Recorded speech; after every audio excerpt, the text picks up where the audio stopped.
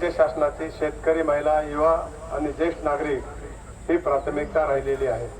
शेतकरी हा देशाचा कणा आहे।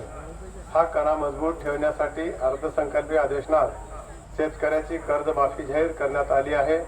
पीक कर्जासाठी 2 लाख रुपये पर्यंत कर्जमाफी दिली जाईल। तसेच जे शेतकरी नियमितपणे कर्ज फेरफार करतात त्यांना प्रोत्साहनपर अनुदान म्हणून 50,000 रुपयाची मदत देण्यात येणार आहे। येत्या काही दिवसांमध्ये ही कर्जमाफीची प्रत्यक्षात प्रक्रिया सुरू होणार आहे। यामुळे गेल्या खरीप हंगामात नैसर्गिक आपत्तीमुळे अरिष्ट उडवलेल्या शेतकऱ्याच्या नुकसान भरपाईपोटी 1,479.78 कोटी रुपयाची मदत थेट शेतकऱ्याच्या खात्यात जमा केली आहे। शेवटी एक महत्त्वाचे आवाहन आपल्याला करावेसे वाटते। यावेळी देशाची पहिली डिजिटल जनगणना होणार आहे। आजपासून जनगणनेचा पहिला टप्पा राबविण्यात येत आहे।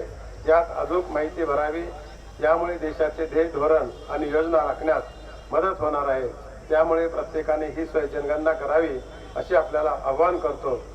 पुन्हा एकदा आपल्याला सर्वांना महाराष्ट्र दिनाच्या खूप खूप शुभेच्छा देतो। धन्यवाद।